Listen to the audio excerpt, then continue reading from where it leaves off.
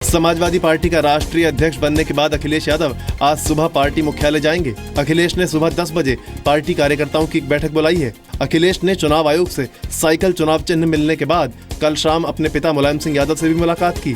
साथ ही अखिलेश ने ट्वीट कर कहा, साइकिल चलती जाएगी, आगे बढ़ती जाएगी।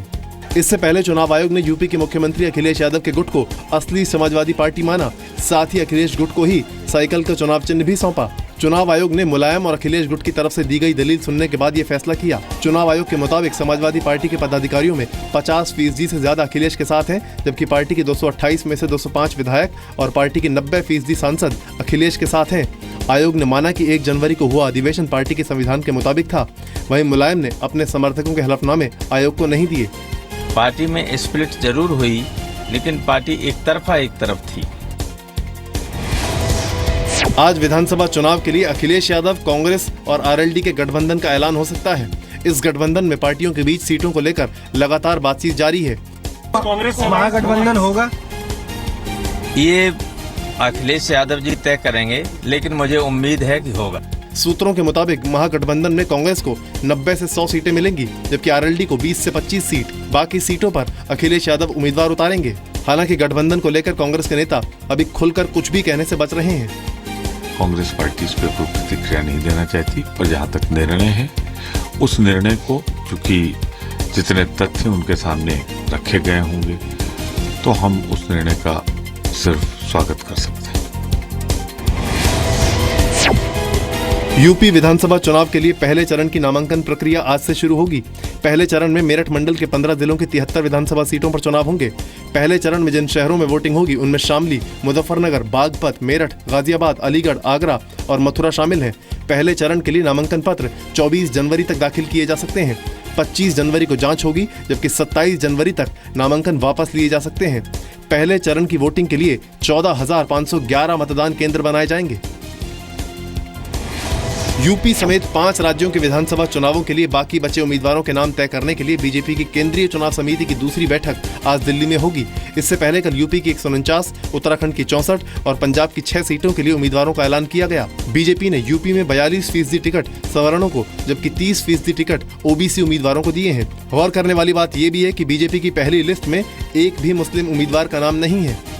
उत्तर प्रदेश एक 14 साल के वनवास में है, सुशासन और विकास वनवास पर है, और मोदी जी के नेतृत्व में, अमित भाई शाह के नेतृत्व में एक मजबूत सरकार उत्तर प्रदेश में बनेगी। उत्तर प्रदेश में विधानसभा चुनाव 11 फरवरी से लेकर 8 मार्च तक 7 चरणों में होंगे। वहीं पंजाब और गोवा में एक ही दिन यानी 4 फरवरी को वोटिंग होगी, जबकि उत्तराखंड में 15 फरवरी को वोट डाले जाएंगे। गुड्स एंड सर्विसेज टैक्स यानी जीएसटी लागू होने की फाइनल तारीख का ऐलान हो गया है।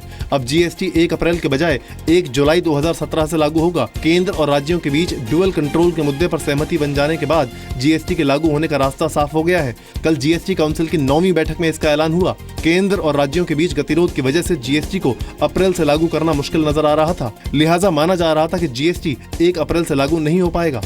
इतना सरल नहीं होगा। पहली अप्रैल को उद्योग को भी कुछ समय देना पड़ेगा उसके लिए तैयारी करने के लिए, और इसलिए 1 जुलाई की तारीख उसको लागू करने के लिए ज्यादा व्यावहारिक रहेगी।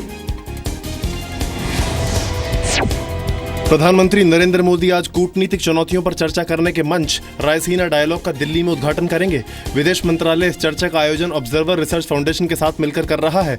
रायसीना डायलॉग में इस बार 40 देशों के 120 से ज्यादा प्रतिभागी हिस्सा लेंगे। केंद्र सरकार के कई मंत्री भी इसमें शामिल होंगे। पहले सेशन में विदेश राज्य मंत्री एमजे अकबर, नेपाल के विदेश मंत्री प्रकाश शरण महत, अफगानिस्तान के पूर्व राष्ट्रपति हामिद करजई, ऑस्ट्रेलिया के पूर्व पीएम केविन रूड और बांग्लादेश की पीएम के अंतर्राष्ट्रीय मामलों के सलाहकार गौहर रिजवी शामिल होंगे। रायसीना डायलॉग की इस बार की थीम है the new normal, multilateralism with multipolarity, जिस पर विदेश सचिव एस जयशंकर अपने विचार रखेंगे। एयरसेल मैक्सिस केस में सीबीआई की विशेष अदालत आज आरोप तय करेगी। इससे पहले अदालत ने 9 जनवरी को पूर्व संचार मंत्री दयानिधि मारन और अन्य के खिलाफ आरोप तय करने वाले मामले को टाल दिया था। केस में पूर्व टेलीकॉम मंत्री दयानिधि मारन पर आरोप है कि उन्होंने एयरसेल के मालिक सी श्रीनिवासन पर दबाव डाला कि वो कंपनी की ओनरशिप मैक्सिस कम्युनिकेशन को सौंप दे। प्रवर्तन निदेशालय ने मारन बंधुओं, दयानिधि मारन की पत्नी और कंपनी के दूसरे सदस्यों के खिलाफ चार्जशीट दायर कर कोर्ट में उपस्थित होने को कहा है। कोर्ट ने कहा है कि उनके पास मामले से संबंधित काफी सबूत हैं जिनके आधार पर लीगल एक्शन लिया जा सकता है। सीबीआई की ओर से भ्रष्टाचार और आपराधिक साजिश रचने का केस दर्ज किया गया है। शीना बोरा मर्डर केस में विशेष सीबीआई अदालत आरोपियों के खिलाफ आज आरोप तय कर सकती है। इस केस में इंद्राणी मुखर्जी, उनके पति पीटर मुखर्जी और पूर्व पति संजीव खन्ना पर हत्या का आरोप है। शीना बोरा की 24 अप्रैल 2012 को हत्या कर दी गई थी और उसके बाद शव को पास के रायगढ़ जिले में जला दिया गया था। रिजर्व बैंक ने एटीएम से कैश निकालने की लिमिट बढ़ा दी है। अब एटीएम से रोजाना 10,000 रुपए निकाले जा सकेंगे। पहले ये लिमिट रोजाना 4,500 रुपए की थी, लेकिन अब भी आप एटीएम से हफ्ते में 24,000 से ज्यादा नहीं निकाल पाएंगे। आरबीआई ने करंट अकाउंट से एक हफ्ते में पैसा निकालने की लिमिट भी 50,000 रुपए से बढ़ाकर 1 लाख रुपए कर दी है। नोटबंदी के बाद एटीएम से 2,000 रुपए निकालने की इजाजत थी, बाद में इसे बढ़ाकर 2,500 किया गया था। नोटबंदी के 50 दिन के बाद कैश निकालने की लिमिट 4,500 रुपए तय की गई थी। जम्मू कश्मीर समेत पूरे उत्तर भारत में ठंड का कहर जारी है। ज्यादातर इलाकों में तापमान नीचे खिसकने से मौसम और सर्द होता जा रहा है। कश्मीर और हिमाचल प्रदेश में भारी बर्फबारी हुई है। कश्मीर को देश के बाकी हिस्सों से जोड़ने वाली सभी सड़कों को बंद कर दिया गया है। बर्फबारी की वजह से हाईवे पर ट्रैफिक चालू करने में दिक्कत आ रही है। श्रीनगर इंटरनेशनल एयरपोर्ट बर्फ से ढक गया है, जिसकी वजह से कई फ्लाइट्स रद्द करनी पड़ी। बारामूला और बनिहाल सेक्शन के बीच ट्रेन सर्विस भी रोक दी गई है। शिमला में भी बर्फबारी ने ठंडक और लोगों की मुश्किलें बढ़ा दी हैं।